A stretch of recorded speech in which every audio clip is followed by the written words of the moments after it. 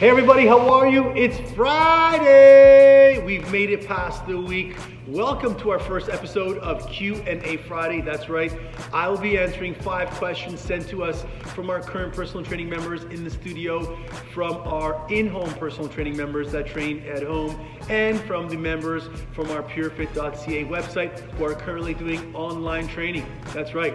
We will try our best to answer every question for you, and we strongly encourage you, if you have questions that need answers, send us an email to results@puremotivationfitness.com or just simply DM us back after watching this video.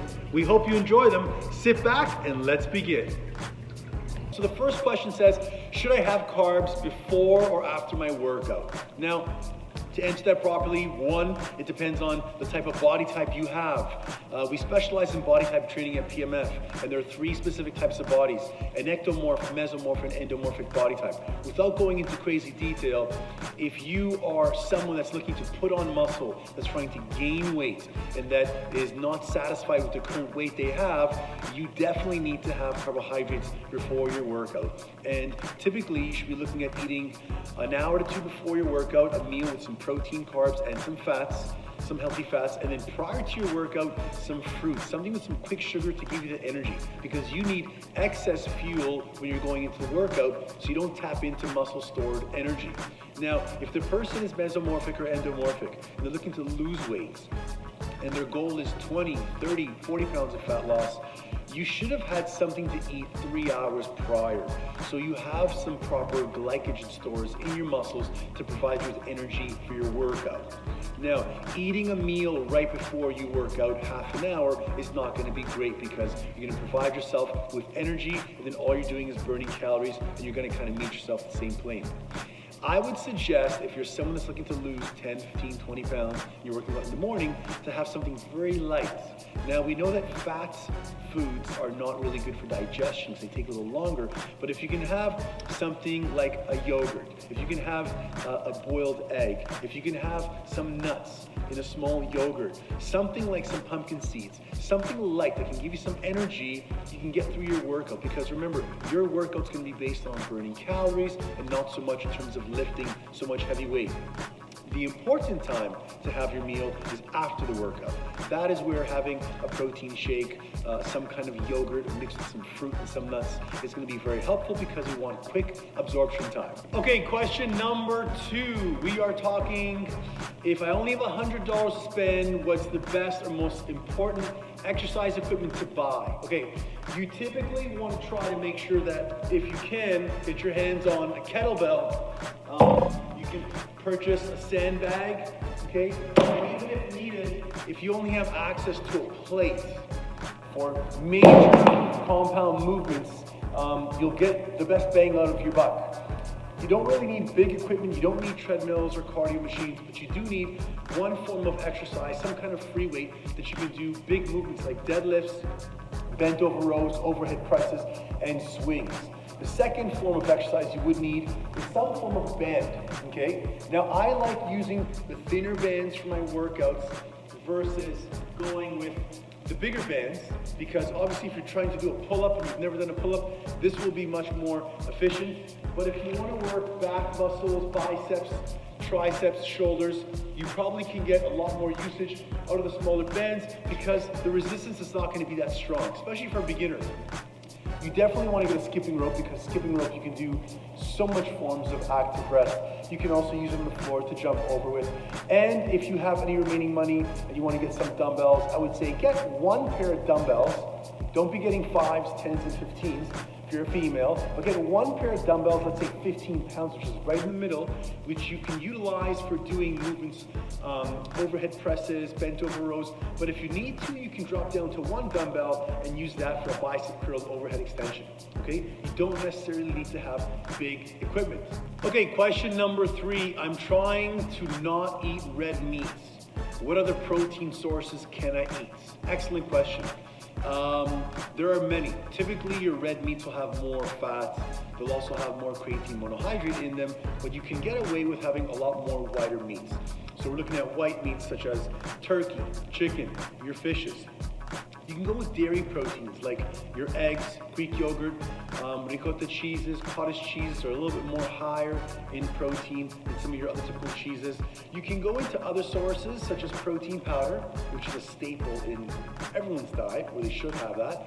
Edamame beans you can eat as well. And then you can also look at in the legume families where you have beans. You can go with nuts and seeds. You can go with tofu, quinoa, even oatmeal. However, I must say one thing. If you're looking for foods that are high in protein and do not have carbs, you're gonna have a challenge when you're looking at beans, quinoa, tofus, because those contain carbohydrates in them.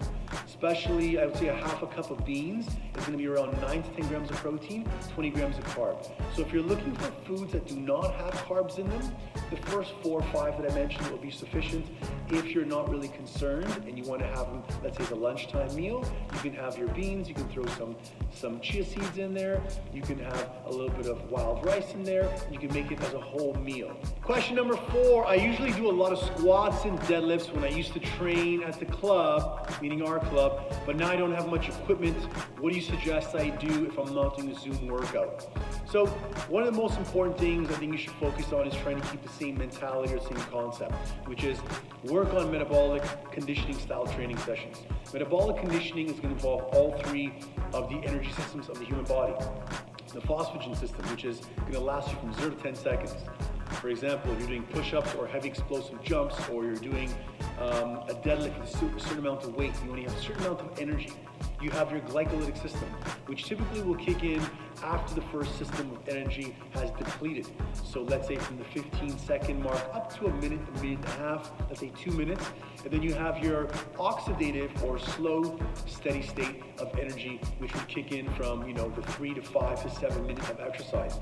When you're doing metabolic conditioning and you're mixing the different styles of training with energy systems together, it's going to tax your body and give it the most energy. If you're looking at exercises, you can look at principles such as pre-exhaust method. So if you're someone that's looking to gain strength and you don't have a lot of equipment at home, if you were to do a plank for a minute and then jump into doing push-ups, you'd notice that you're much more fatigued in your push-up. Another example is if you're skipping rope for 30 seconds and then you try to do a goblet squat with a 20 or 30 pound dumbbell, that would be more challenging for you because you had the pre-exhaust method first. Another training principle would be time under tension. So if you're used to training with heavy compound movements, barbells, free weights, etc., and you don't have that now, try to slow down the tempo of your workout so you can recruit more muscle fibers, you can recruit more of the central nervous system, and you can keep the load, when they say time under tension, the load on the muscles longer. So instead of you doing a squat to shoulder press and trying to complete the repetitions fast for time, try to slow down the time you're doing them, try to hold the contractions at the top. When you come down from your negative phase, pause at the bottom as well. That should help. Okay, question number 5. My general goal is to stay healthy while being at home in quarantine. What are some tips you can suggest for me to do at home? Okay, very, very simple. Write these down, okay? 1, get your sleep and stay in a regular routine. It's impossible to get any goals done or keep a regular healthy training regimen in your lifestyle, even your eating times, if you're going to bed at midnight one day, 2 o'clock one day, 11 o'clock, 9 o'clock. So get the sleep, get your routine going on. Number 2, move daily. Now, I'm not talking workout and kill yourself and exhaust yourself to the point where you can't walk, but try to move daily. So you can work out Monday, Wednesday, Friday. On the in-between days, you can do cardiovascular movements, you can do core exercises and go for a walk, but try to move daily and cycle your workout so you're not doing total body Monday, Tuesday, Wednesday, Thursday, or Friday, and then waiting for the weekend to recover. Your muscles will be taxed, you won't have enough recovery time, and you can risk the chance of being catabolic or getting injured. Next, you want to try to schedule your meals. I know this may seem crazy for some people because we're not going to work, we don't have a regular routine, but if you wake up at a certain time and you have breakfast, let's say at 8 o'clock in the morning, tell yourself, okay, you know what, 3 hours from now, I'll try to have a small snack. 2.5, 3 hours from now, I'll have a lunch. I'm gonna have dinner around this time. That way you can kind of gauge the time of when you're gonna be eating versus getting ready to work, hitting your laptop, taking care of your kids, homeschooling them, and the next thing you know, 5 to 7 hours have gone by and you haven't eaten.